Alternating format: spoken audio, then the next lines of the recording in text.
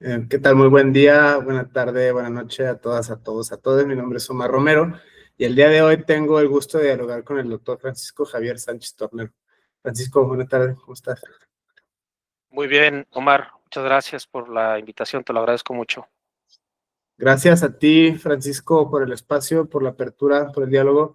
Y bueno, el motivo de este diálogo precisamente tiene que ver bastante con el proceso del proyecto de investigación de este año del Centro de Estudios de Religión y Sociedad de la Universidad de Guadalajara, donde, dicho sea de paso, el doctor Francisco Javier y yo somos, digamos, colegas, ¿no? En este sentido, ahí tenemos la dicha de compartir ciertos puntos de investigación con otros doctores y doctoras, también colegas del Centro de Estudios de Religión y Sociedad, y esto se celebró el jueves pasado 4 de diciembre, el Congreso Anual, de parte de las actividades del CERIS, y el doctor Francisco precisamente presentó como fruto de sus investigaciones de este año una ponencia titulada Colegios de Indios en territorio de Tlajomulco, educación, religiosidad y jerarquías sociales en el siglo XVIII. O sea, la ventaja de este tipo de planteamientos del Centro de Estudios de Religión y Sociedad es precisamente atender al problema de la transdisciplinaridad inherente al siglo XXI,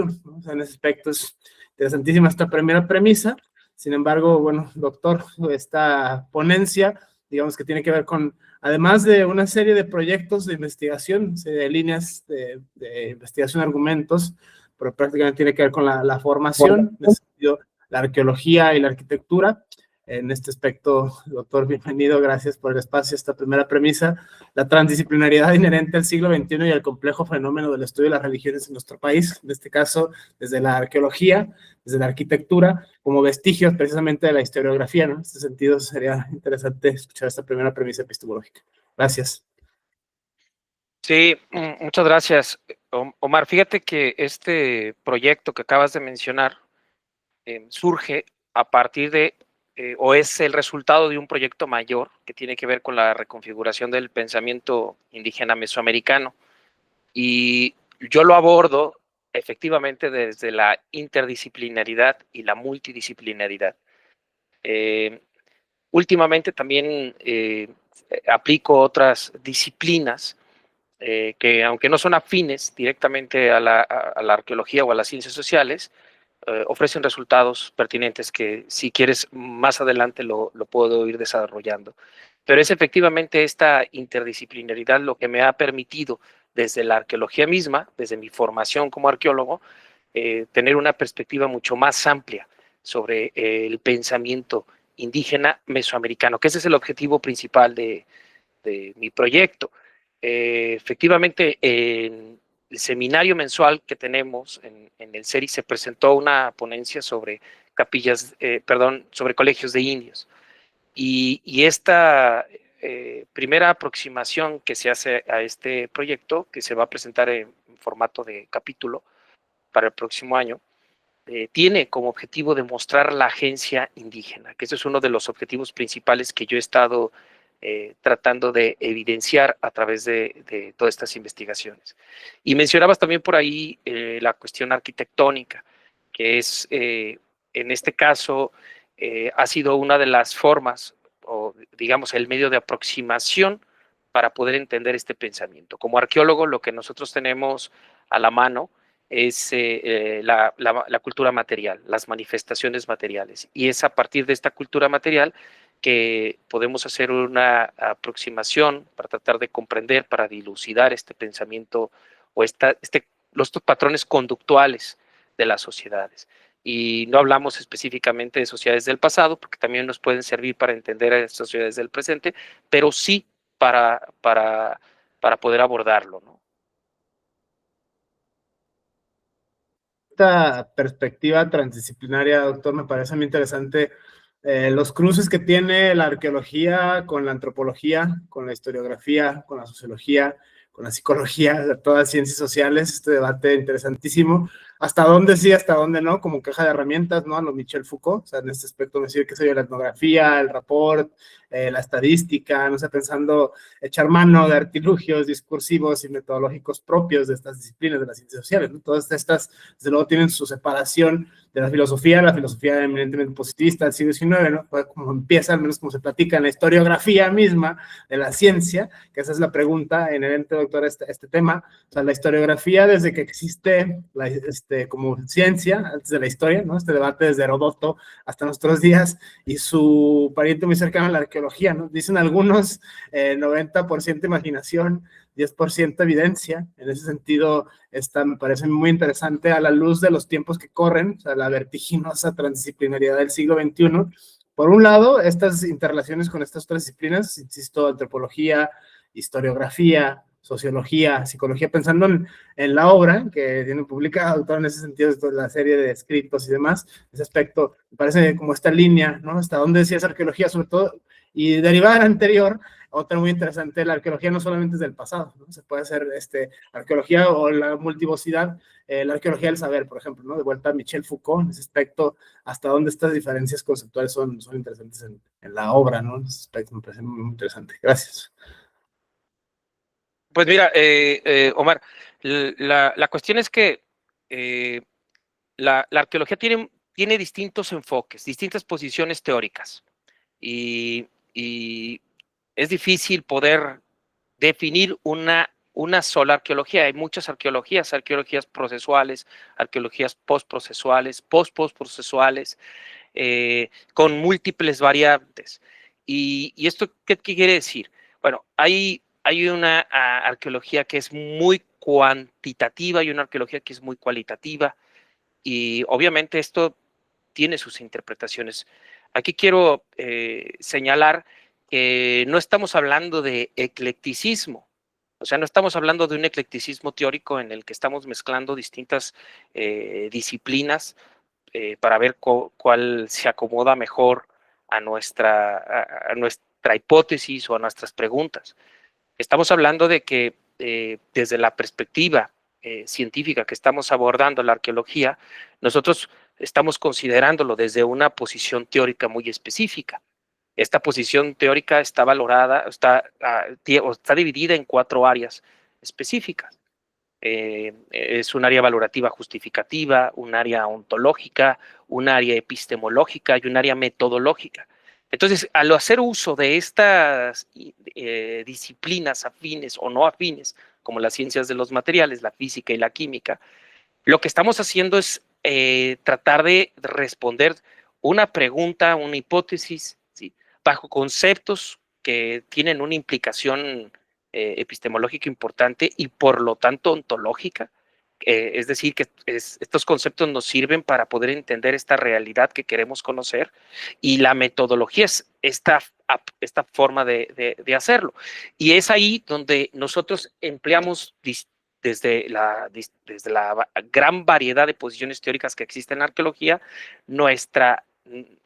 los conceptos, digamos, filosóficos, los conceptos antropológicos, porque también es importante entender la formación que puede tener el arqueólogo. Si el arqueólogo es un formado en México, pues tiene una antropología norteamericana, o está ligado directamente a este tipo de, de epistemología o conceptos antropológicos. Pero si estamos formados en otro concepto como Europa, Francia o España, pues tenemos otro, o Inglaterra, tenemos otra posición, ¿no?, postprocesual. Pero esto es importante porque depende de cómo vamos a manejar estos conceptos, es la forma que vamos a interpretar la realidad, ¿no? Y creo que eso es algo sumamente importante para poder no inventar, no imaginar, porque efectivamente, sí, mucho de esto es imaginación, o sea, nos basamos en muchas cosas que puedan parecer fantasiosas o poca evidencia, pero no es así. En realidad, la arqueología es una de las pocas disciplinas que puede demostrar con cultura material, porque es un enfoque cuantitativo, a través de análisis estadísticos muy exhaustivos, patrones conductuales, en donde podamos hablar entonces de comportamientos humanos, de tanto de sociedades teotihuacanas como de sociedades contemporáneas. Ejemplo de este análisis que se puede hacer en la actualidad es estudios de la basura. Pues, estudiar la basura refleja el comportamiento habitual de las personas. Entonces, puedes detectar comportamientos, patrones conductuales o tendencias de ciertas personas. Entonces, es un enfoque mucho más amplio, ¿no? Pero cuando nosotros ya aplicamos o queremos comprender, explicar, ¿sí?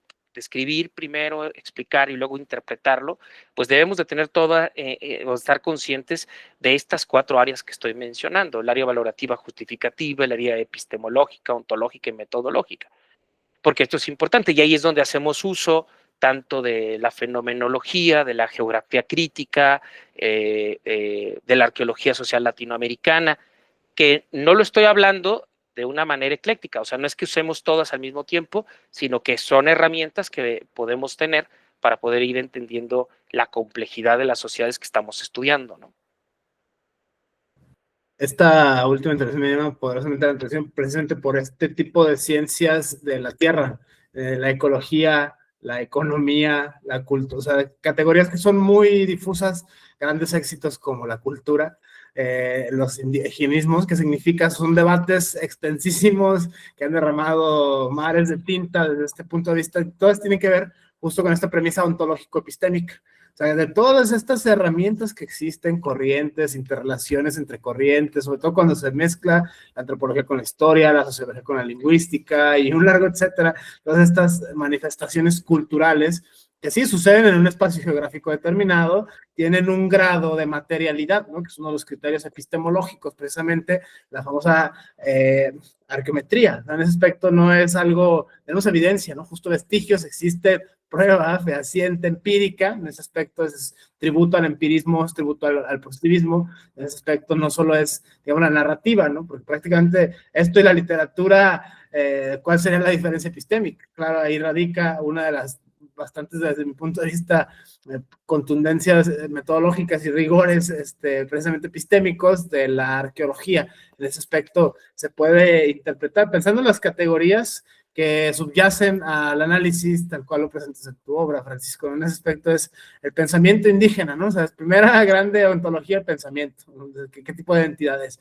La segunda, el indigenismo, cómo se mide o cómo se cuantifica. Depende del autor, depende de la corriente, depende, el colosal depende de la metodología y prácticamente la agencia indigenista, ¿no? Que se puede inferir en la materialidad arqueométrica. En ese sentido se me hace muy interesante estas categorías. Desde este punto de vista, si nos pudieras explicar un poquito más estos fenómenos, sería interesantísimo escucharlo. Sí, mira, esta cuestión que estás mencionando también es importante destacar que cada una de estas áreas que menciono deben de ser conmensurables, es decir, tanto lo epistemológico como lo metodológico y ontológico, en un examen de mensurabilidad, pues deben de ser congruentes, es decir, debe abordarse tanto lo material como lo ideal, ¿no? La parte de las ideas, lo subjetivo. Y esto es uno de los objetivos principales que abordo dentro de mi investigación. Por ejemplo, tú mencionabas el pensamiento indígena mesoamericano o la reconfiguración, como yo lo llamo. El pensamiento indígena mesoamericano visto desde una manera no hegemónica y no tradicional, ¿sí? Y esto es algo parte de un examen que realizo a la historiografía tradicional, donde se visualiza al ser indígena o a estos grupos que no solamente son indígenas, podemos hablar también de mestizos, de lo que es en el periodo virreinal se les llamó castas, esta gran variedad de castas, pero lo que yo visualizo es que existe una perspectiva que tradicionalmente concibe al indígena de una manera pasiva, es decir, sin agencia, y ahí es donde se destaca que a través del análisis que realizo como arqueólogo en la arquitectura del periodo virreinal, Y estamos hablando de arquitectura como una de las manifestaciones. Lo podemos hacer también en la pintura, lo podemos hacer también en la literatura, etcétera. Es una de las manifestaciones, como muchas otras, ¿no?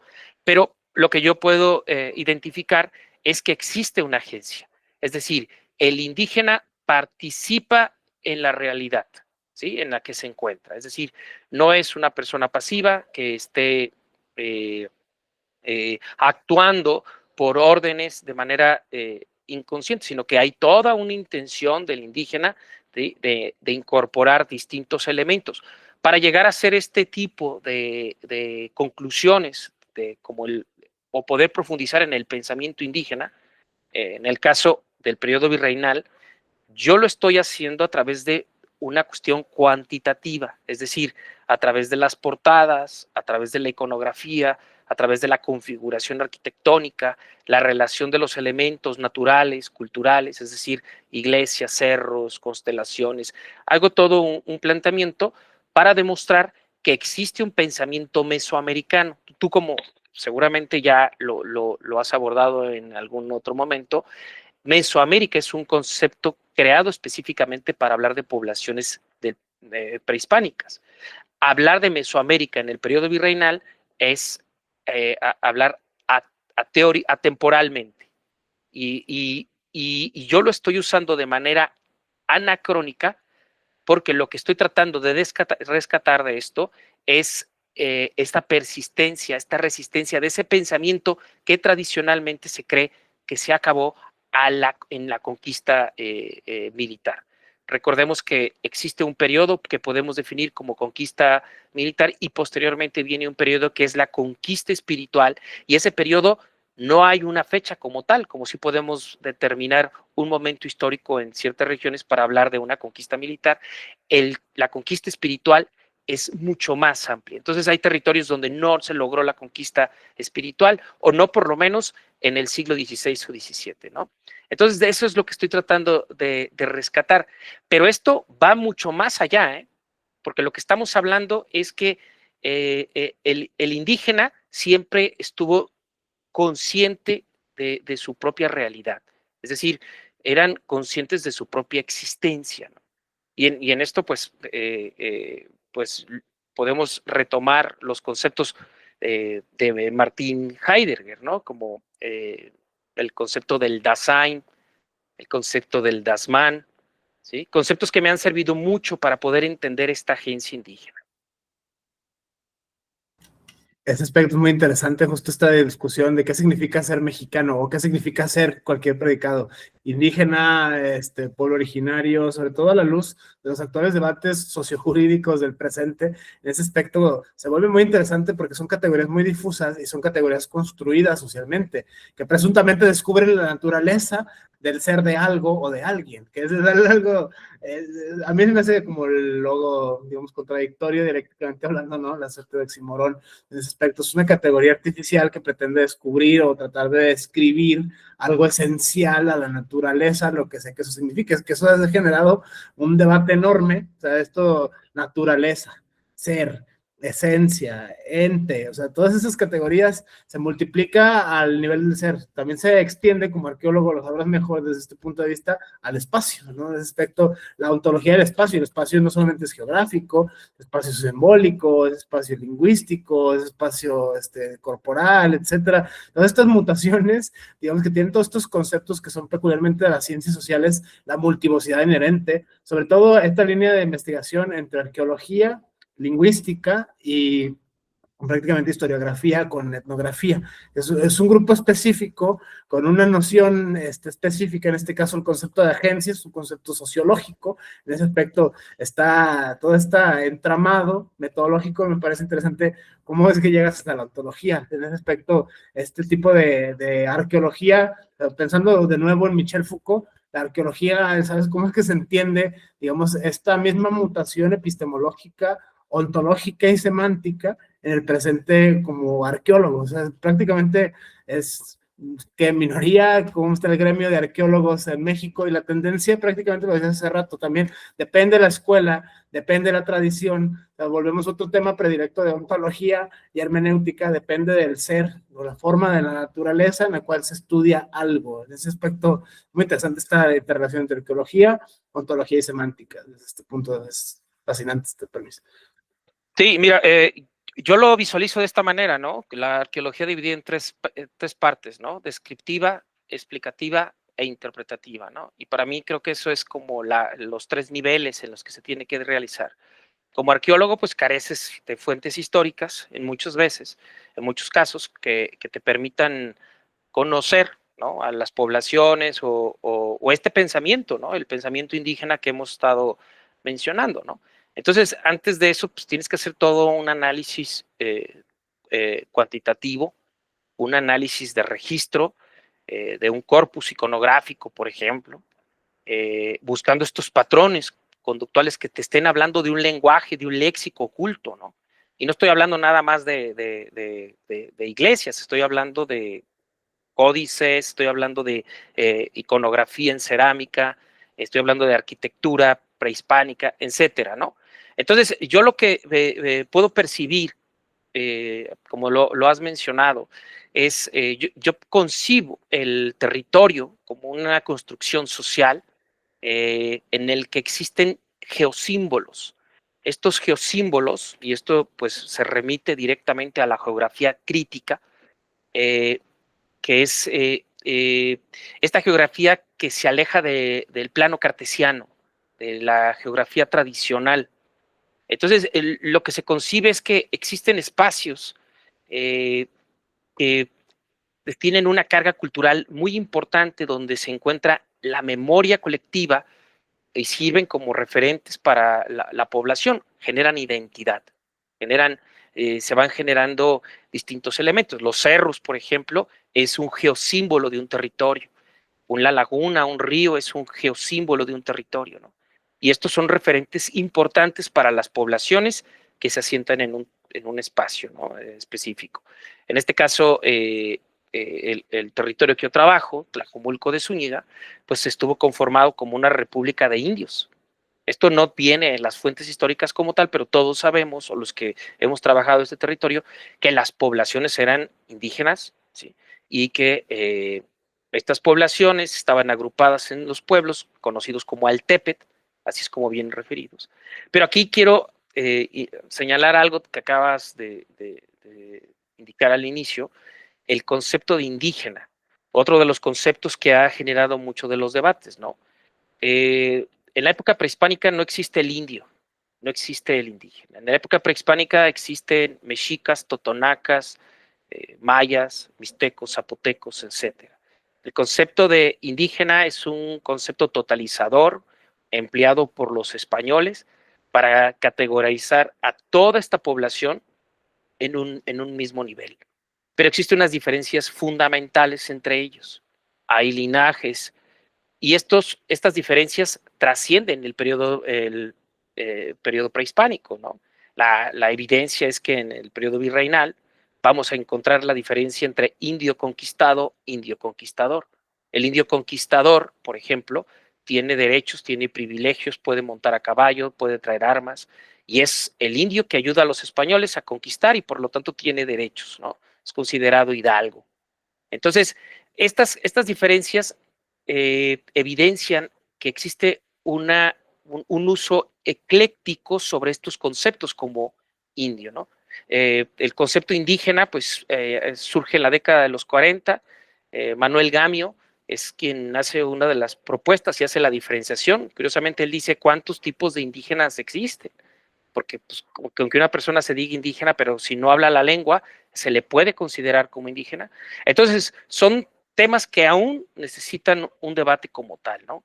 Yo no uso o no me gusta usar la categoría indígena cuando hablo del pensamiento indígena mesoamericano en estas zonas y en el periodo virreinal, porque yo me quiero basar, yo quiero ser lo más objetivo posible. Entonces trato de usar las categorías tal y como se usaron en su tiempo. ¿Y cuál era esa categoría? Indio, por ejemplo, para poder hacer la diferenciación entre indio conquistado, indio conquistador. uso la categoría iglesia, tal y como se usa en el periodo virreinal para las construcciones cristianas y templo para las construcciones prehispánicas. Estas diferencias que aparentemente no son significativas son muy relevantes porque cuando hablamos hoy día.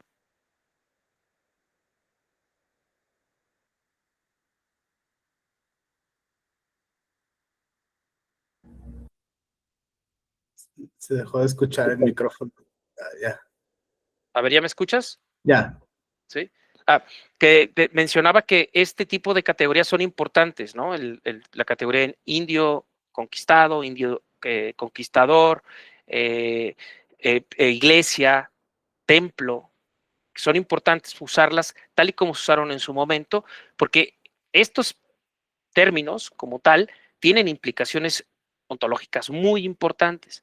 Entonces, si queremos entender una realidad como tal, la realidad, digamos, tal y como fue, o acercarnos más a esa realidad, necesitamos basarnos en los conceptos que nos permitan hacer esa aproximación, ¿no? Yo me he basado muchísimo en la fenomenología heideggeriana, la hermenéutica, y principalmente en otros conceptos empleados desde la geografía crítica, como Milton Santos. Y estos me han servido para poder, primero, comprender el territorio. El territorio se construye, ¿no? Existe identidad, existen geosímbolos, existe una memoria colectiva, ¿sí? Además de estas materialidades que se van a ir haciendo.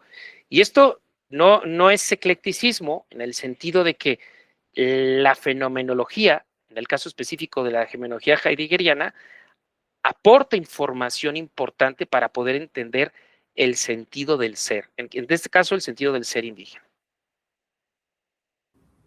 Esta línea me parece muy interesante en la obra. Mencionas ahora Milton Santos, tiene una obra fenomenal, La naturaleza del espacio. Justo la primera parte de ese libro es una cátedra fenomenal de ontología, desde Tales de Mileto hasta Heidegger y nuestros días. Esta línea argumentativa viene justo esta metodología, desde el historicismo de Dilthey, la fenomenología de Husserl, la, digamos, hermenéutica de Gadamer, viene este giro hasta la hermenéutica o la ontología existencial del ser, de Heidegger, ¿no? Respecto, lo interesante es muchos manuales de historia de la filosofía terminan en la segunda mitad o primera mitad del siglo XX. O sea, habría que reconstruir, digamos, la nueva historia de la filosofía. En ese aspecto sería una tarea interesante para el presente, al menos en nuestras comunidades epistémicas, sobre todo para reajustar estas, digamos, categorías ontológicas.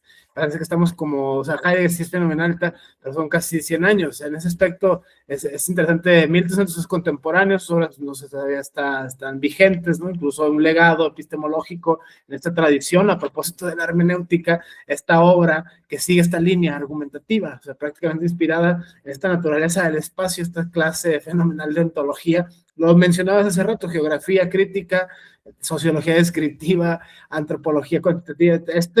Siempre hasta tal en los memes, ¿no?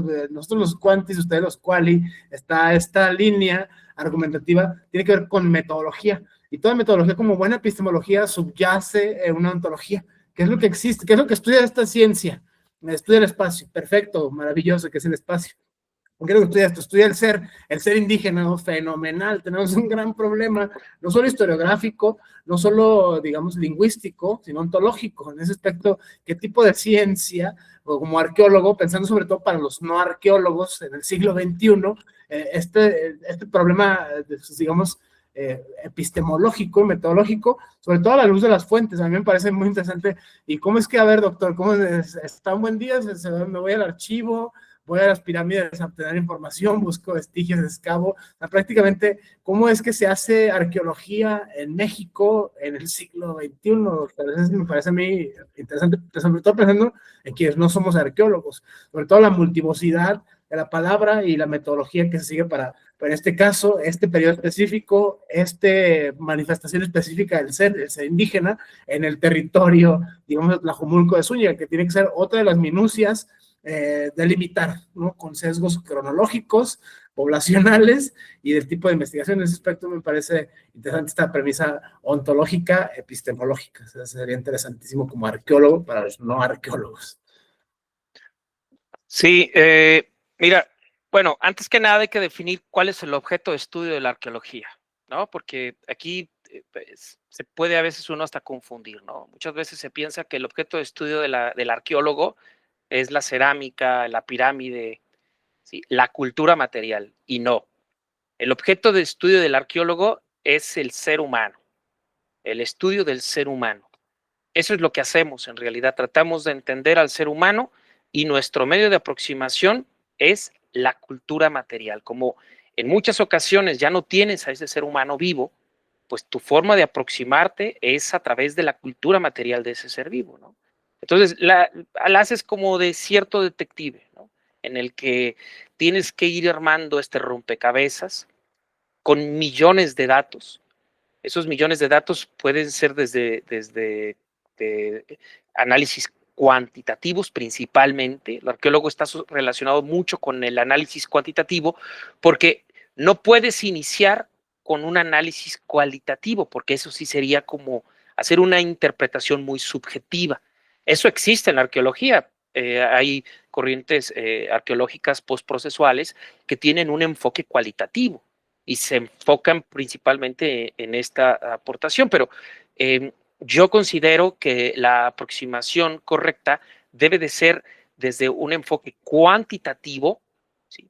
Que es la parte que te mencionaba hace rato, descriptiva, luego explicativa para saber cómo se están formando estos fenómenos sociales que estamos estudiando, y por último una eh, interpretativa y explicativa. Entonces tenemos ahí los distintos niveles en los que nos vamos a aproximar para ir conociendo cómo se va formando el fenómeno y poder entender la realidad. Yo creo, y eso es mi opinión, que la forma de hacer arqueología es muy variada. Desde cada arqueólogo depende de su formación, de sus necesidades, ¿no? En mi caso, yo tomé un caso de estudio muy específico, pero la propuesta es teórica. Es decir, que este fenómeno puedes quitarle el territorio de Tlajomulco y puedes trasladarlo al Alto Perú, donde puedes encontrar un fenómeno muy parecido a lo que yo estoy estudiando, ¿no? O te puedes ir a Querétaro. Entonces, no es un caso singular, sino es, digamos, un fenómeno de estudio que se puede encontrar en otro territorio, pero la aproximación por cuestiones metodológicas, económicas, personales, etcétera, pues no te puedes trasladar y hacer un estudio a gran escala. Entonces, lo haces en un nivel de menor escala, en este caso un territorio muy específico que tenga todas estas características. Y lo interesante es que teóricamente tu fenómeno de estudio que estás haciendo en el territorio de Tlajomulco lo puedas hacer en otro lugar. Eso quiere decir que mi investigación está dando una aportación epistemológica, está dando una aportación metodológica y una aportación ontológica de cómo entender este fenómeno, que lo vamos a encontrar en otro lado. Entonces, sí hay todo un proceso que tiene que ver con las fuentes históricas, con la búsqueda de archivos, la forma de clasificar los materiales, ¿sí? Por eso el enfoque arqueológico es cuantitativo. Nosotros, fíjate que esto es algo que tenemos muy presente y lo entendemos muy bien. Nuestro enfoque es cuantitativo porque muchas veces las fuentes históricas son subjetivas, son escritas por algún historiador bajo alguna tendencia y muchos de estos datos son de carácter cualitativo. Entonces, no podemos confiar en una fuente, simplemente en la fuente como tal, sino también sí se toma en cuenta esta fuente, claro, pero nuestra fuente van a ser estos datos cualitativos. En el caso, por ejemplo, de la cerámica, vamos a analizar colores. Hablamos de una cosmovisión cromática empleada en la época prehispánica y yo quiero entender al ser humano que pintó estas cerámicas. Pues yo puedo hacer una interpretación subjetiva sobre lo que yo creo basado en conceptos teóricos de otras culturas o las mismas propuestas teóricas de otros autores, pero quizá están alejadas de la realidad.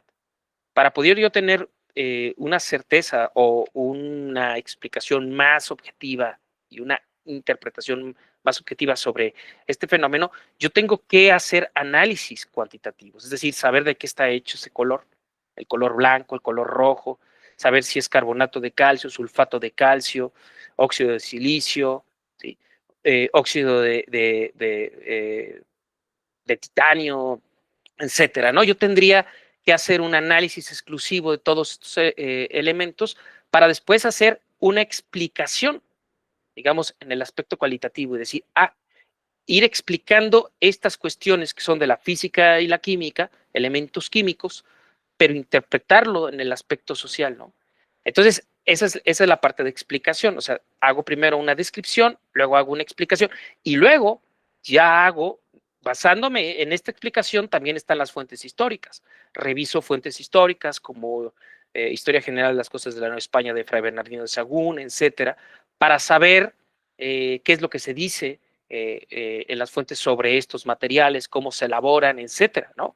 Explicar si esa elaboración de las fuentes históricas concuerda con la realidad de lo que yo estoy encontrando, para después yo hacer una explicación mucho, mucho más profunda, es decir, una interpretación que puede llegar hasta niveles simbólicos, ¿no? El significado simbólico de un color, ¿no? Es decir, este color tiene un significado que es mucho más importante que este color tiene mayor relevancia porque es de naturaleza acuosa, este color tiene mayor relevancia porque es de volcanes, porque es mercurio, porque este material es poco común, como el cinabrio. Entonces, tú le empiezas a dar todo un carácter simbólico y no es inventado, porque tenemos todos esos datos y no estamos hablando de una acumulación de 5 o 10 datos, estamos hablando de cientos, miles o millones de datos. Entonces, todos estos datos en conjunto en una base de datos te van a empezar a hablar de patrones conductuales. Y esos patrones conductuales son los que podemos explicar y a través de esta explicación y con las fuentes de archivo, fuentes históricas, etnohistóricas, antropológicas, etcétera, podemos hacer interpretaciones complejas. También me parece interesante esta crítica sobre todo a las metodologías, o sea, de qué tanto es tantito, cuántos ya leí 5 autores, los interpreté, los acomodé, es una de las críticas más comunes a este tipo de procedencias epistémicas, y justo es tan peculiar de la arqueología, llama la atención la fuente sociológica, prácticamente un color, un símbolo, la cualidad simbólica, y aquí volvemos de vuelta a la ontología, el símbolo o el signo como signo y como ente, como evidencia material de un algo humano que sucedió en un contexto específico y no en otro, en un periodo dado y no en otro, en un lugar situado y no en otro. En ese aspecto, eso me parece muy interesante. Y la otra tiene que ver con la semiótica, con la semántica. O sea, cómo deconstruir o construir, armar ese dato como ciencia. O sea, esto no es poesía, esto no es ocurrencia, esto no es fortuito, esto es ciencia. En ese aspecto, ¿cómo es que el problema de todas las ciencias como tal, cómo es que pasa de una descripción de fenómenos a una episteme ya dada? No, son concisos, o sea, sabemos que todos son conjuntos de enunciados, pero ¿cómo pasas del punto A al punto B? No tengo este conjunto de enunciados acerca de X fenómeno, luego entonces la mágica transubstanciación ontológica pasa a ser automáticamente ciencia después de qué sabe qué proceso, ¿no? Cuantificación, matematización, demostración empírica. Me parece muy interesante esta desde la epistemología propia inherente a la arqueología hoy, que tiene que ver con la construcción del presente. Entonces uno se puede preguntar, ¿y qué sentido tiene estudiar esto en el siglo XXI? ¿Esto de qué nos va a servir si ya pasó? No, estas frases cliché del que no conoce la historia está condenado a repetirla, y la historia es maestra de vida, y estas frases interesantes como arqueólogos. En ese aspecto, Francisco está otra vez de vuelta a la ontología y a la epistemología, propias en el siglo XXI de la arqueología. O sea, cómo se estudia en México, al menos en la comunidad epistémica de la cual provienes, en ese aspecto en el cual se inspira desde luego tu obra. Todos tenemos este sesgo ontológico, desde luego, como autores. En ese aspecto se vuelve interesante esta, digamos, ontología del autor de la obra. Sí, mira, yo creo que no hay, a todos nos gustaría poder hacer interpretaciones complejas, ¿no? De lo simbólico. Creo que esa es la idea tradicional que se visualiza, ¿no? Desde un arqueólogo como Indiana Jones, como tú decías, que está haciendo interpretaciones muy complejas sobre simbolismo, sobre parafernalia ritual. Eh, eh, Desafortunadamente, a veces no podemos llegar a ese tipo de niveles y nos quedamos en un nivel descriptivo o en un nivel explicativo y no podemos llegar a estas interpretaciones. Pero eso tampoco no está mal porque no tenemos los datos suficientes para poder hacerlo. Y eso se va construyendo con el tiempo. Entonces, todo va acumulándose. Yo he utilizado información de hace 80, 60, 30 años, o sea, información que se han hecho en distintas excavaciones y se van acumulando y el día de hoy, con todos esos datos, yo puedo hacer una interpretación específica. Y, por ejemplo, en el caso de los colores, de mi tesis de licenciatura y mi tesis de maestría estuvieron enfocados en un material conocido como tizatlali.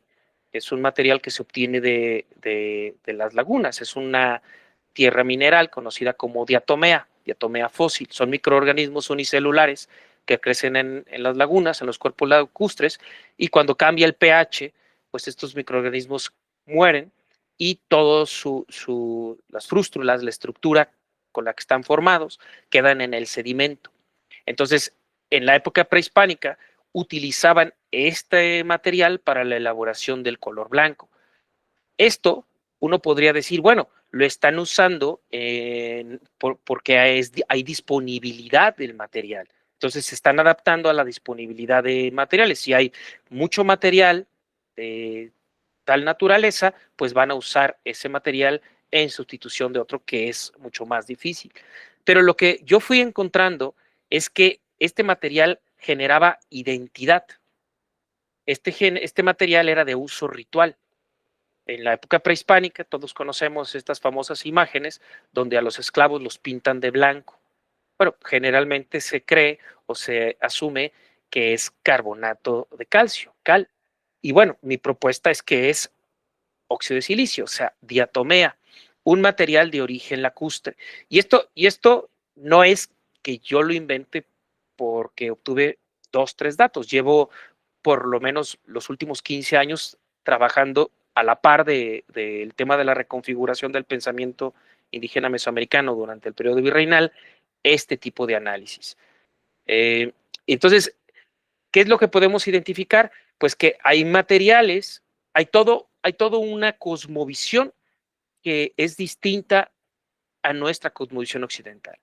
Y nosotros podemos percibir muchos de estas singularidades a través de estos patrones. Cuando yo hablo, por ejemplo, de simbolismo, bueno, yo lo hago a través de datos arqueológicos, datos que se fueron generando y no solamente míos. Puede ser que estoy reutilizando los datos de un proyecto anterior, ¿no? Nada más para que te des una idea.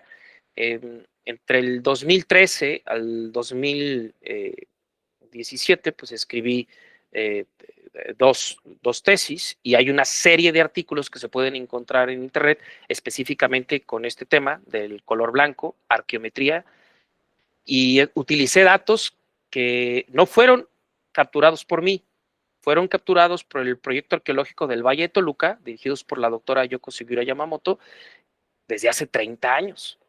Entonces, imagínate, o sea, esos datos ahí están, pero yo les puedo dar otra interpretación, ¿no? Entonces, eso es como se va creando el conocimiento. Uno pensaría que yo en este momento junto los datos y en este momento hago la explicación y en este momento hago la interpretación. Es algo que no se puede. Lo que se va generando es conocimiento que va a servir quizá a otros arqueólogos en 5 o 10 años, ¿no? Y quizá en 50 años, no lo sabemos, ¿no? Entonces, lo que tenemos que hacer es generar estos datos de la manera, digamos, más objetiva para evitar que se generen sesgos en cuanto a la interpretación, ¿no? ¿Qué pasa si yo no entiendo sobre el comportamiento estadístico de estos análisis químicos semicuantitativos que se realizan mediante la arqueometría, por ejemplo? Pues yo voy a ser acrítico con la información. Entonces, los datos que voy a tener, pues no me van a servir de nada, solo van a ser números o elementos químicos como tal, ¿no? Entonces, sí hay una serie de cuestiones que se deben de ir planteando y que, pues, aunque se aplique en este momento, 2025, como una interpretación que parece propia mía, en realidad es resultado de muchas investigaciones. Justo esta, Francisco, como una especie de conclusión metodológica, una suerte de enseñanza en los tiempos de la transdisciplinariedad, de la complejidad. Vemos este fenómeno bastante complejo: geología, ecología, economía, historia, sociología, lingüística, semiótica, semántica. Es un largo etcétera, todo esto en uno, lo mencionan, ¿no? No solo una ocurrencia, no solo es que conté 3, 5, 10 fuentes de carácter histórico o de carácter sociológico, o de carácter, me puse a contar testimonio, ¿no? Entrevisté a doña Mari, entrevisté a doña Lupe, o sea, en ese sentido, son válidos, ¿no? En ese aspecto, cuanti, cual, y siempre el sesgo, esto es interesantísimo de la epistemología del siglo XXI. Derivada de esta, ¿a qué métodos, qué fuentes para los no arqueólogos? O sea, alguien que esté interesado, sobre todo pensando en lo de ese rato de broma y tal, en ese aspecto lo decíamos también bromeando, el doctor Jones, ¿no? En ese aspecto del imaginario colectivo de Occidente, precisamente con esto, o sea, no es de esa forma, ¿no? Es metodología, son formas de investigar, son análisis, o sea, el tipo de fuentes para, pensando en los no, digamos, arqueólogos. Y una última, o sea, la obra, no sé si todavía estaba, o sea, si mal no recuerdo, en el coloquio, está parte de tu obra expuesta todavía en Casas Uno, en ese aspecto, si hay una especie de comercial, si nos puedes explicar ese fenómeno, estaría también interesante, derivada de la anterior, la doble premisa. Gracias. Bueno, hay toda una serie de documentos que están disponibles en Internet sobre arqueología, digamos, la parte que podemos entender como el quehacer arqueológico de una manera sencilla. Eh, Creo que desafortunadamente la arqueología se ha enfocado más en un aspecto especializado y por lo tanto muchos de los libros o mucha de la información que podemos entender o encontrar pues va a estar disponible hasta en términos arqueológicos, ¿no? Entonces esto puede ser difícil para una persona que no está familiarizada con una terminología como tal. Pero existen mucha información, yo creo que en este momento de tanta difusión de Internet podemos encontrar muchos datos que nos permiten visualizar la arqueología del 2025. Creo que es importante nada más volver a destacar que el arqueólogo estudia al ser humano, no la cultura material. Y desde esta perspectiva es como debemos de percibirlo. Cuando vamos a un sitio arqueológico, lo que estamos viendo no son pirámides. Lo que estamos viendo son personas que construyeron esas pirámides. Cuando vamos a un museo y vemos la cerámica, pues estamos viendo a las personas que elaboraron la cerámica, las personas que la pintaron, ¿sí? Cuando vemos elementos funerarios, lo que estamos viendo son esas prácticas funerarias, ¿sí? Cuando vemos elementos que tienen que ver con el uso doméstico, pues estamos viendo la vida cotidiana. Entonces, esto es lo importante. Yo creo que esto es lo más importante para percibirlo. Y mencionabas sobre un proyecto que recientemente está expuesto en Casas Uno, que se hizo por parte del CERIS. Es un concurso de fotografía etnohistórica. Este concurso busca rescatar la memoria y el patrimonio en el territorio de Tlajumulco. Se hizo en conjunto con el INAH Jalisco, Tlajumulco de Zúñiga, el Departamento de Cultura, Tlajumulco de Zúñiga, el Colegio de Jalisco y la Universidad de Guadalajara. Distintos centros universitarios como el CUSH, CUAT y Cutlajumulco, y Casas 1, por supuesto, que ahí fue la inauguración, y tenemos expuesta una serie de fotografías que evidencian estos elementos de memoria y de patrimonio. Algunas de las fotografías están impresas, pero otras van a estar disponibles próximamente en todo el corpus de fotografías, van a estar disponibles en una página del CUSH, y la exposición es itinerante. O sea, está ahorita en Casas 1, después se va a Cutlajumulco, Colegio de Jalisco, y vamos a hacer el recorrido por los distintos centros que participaron. Pero es una manera de aproximarnos a estos elementos que desafortunadamente por el crecimiento de la zona metropolitana, pues se están perdiendo de normas, valores, costumbres, tradiciones que evidentemente generan una identidad a estos pueblos.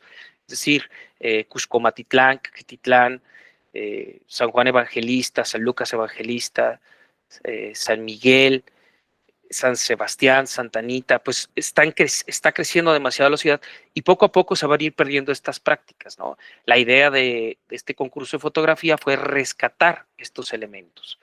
Y pues afortunadamente se logró tener una primera aproximación a este tipo de rescate.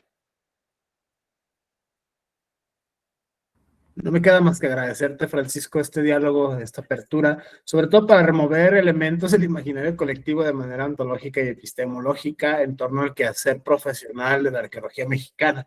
En ese aspecto me parece el lema central de tu obra, como investigadores en el CERIS, en el Centro de Estudios de Religión y Sociedad.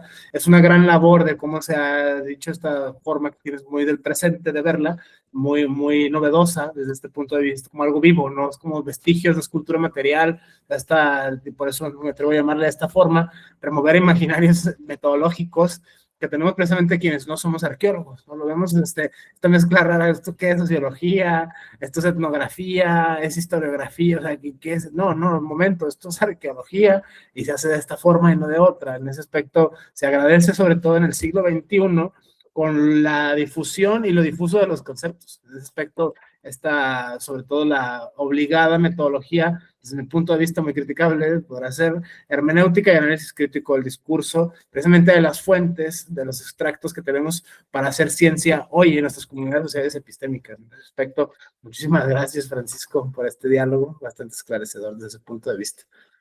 A ti te lo agradezco mucho, Omar, por la oportunidad, y espero seguir compartiendo en este podcast, en tu espacio, más información.